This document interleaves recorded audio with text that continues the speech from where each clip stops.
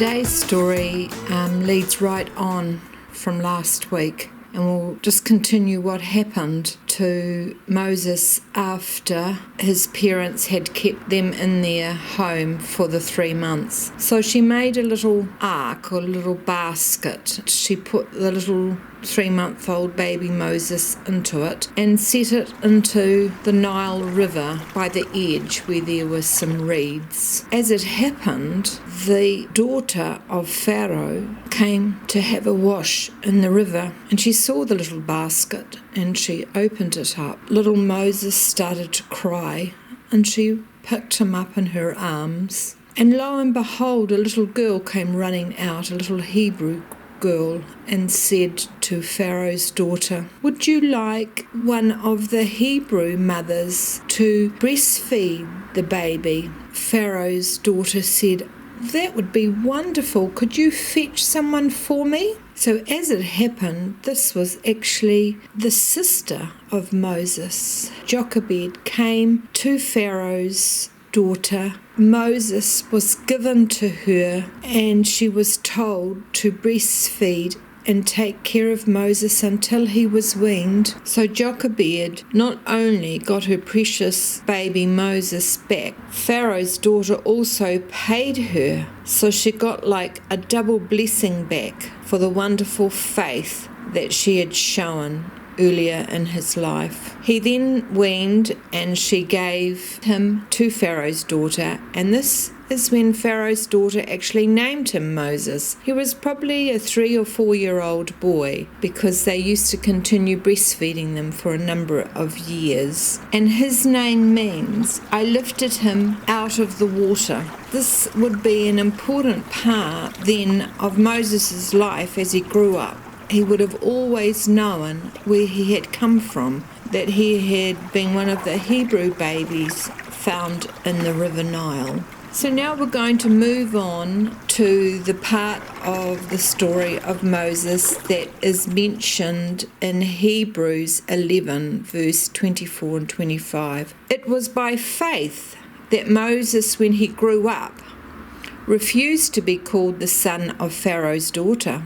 He chose to share the oppression of God's people instead of enjoying the fleeting pleasures of sin. So the story now is when he was growing up, when he became a young man. We're not given any detail of the time that he lived in Pharaoh's household. In Exodus 2:11, many years later, when Moses had grown up, he went out to visit his own people, the Hebrews, and he saw how hard they were forced to work.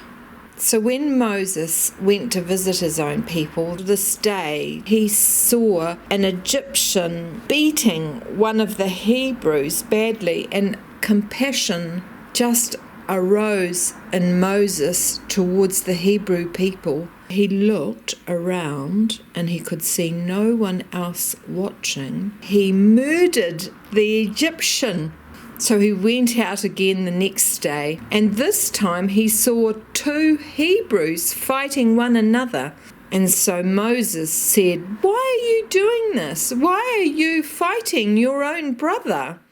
The Hebrews both looked at Moses and said, "Oh, are you going to kill us like you did that Egyptian who appointed you to be our prince and judge?"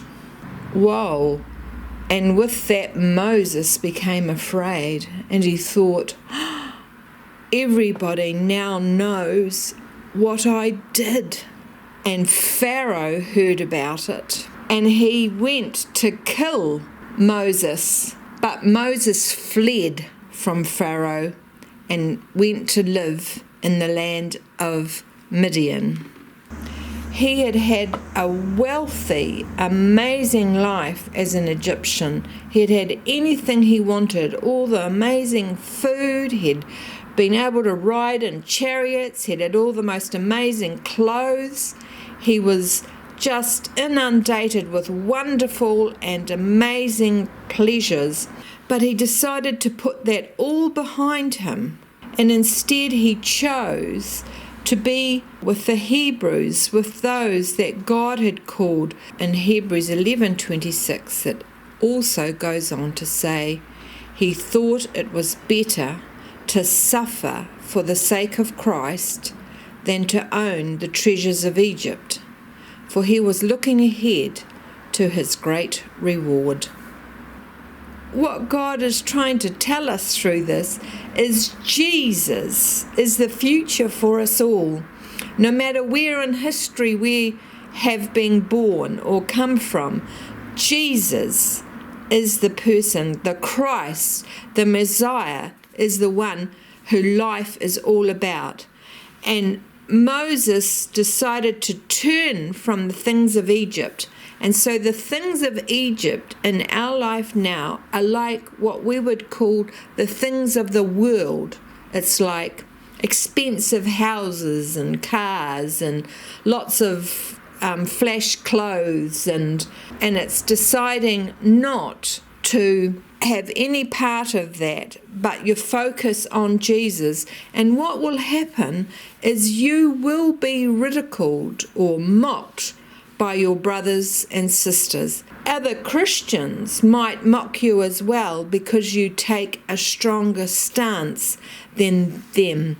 In 1 Peter 4:14-16 it says, if you are insulted because you bear the name of Christ, you will be blessed, for the glorious Spirit of God rests upon you. If you suffer, however, it must not be for murder, stealing, making trouble, or prying into other people's affairs, but it is no shame to suffer for being a Christian. Praise God for the privilege of being called by his name. As Moses had a heart for the Hebrew people and he went down and visited them, I wondered if God is putting a group of people or somebody on your heart that he would like you to go and visit. Moses didn't have any other plan other than to just go and have a look. And that's all you need to start your ministry with Jesus. Well, that's it for today. And as usual, we have the quiz.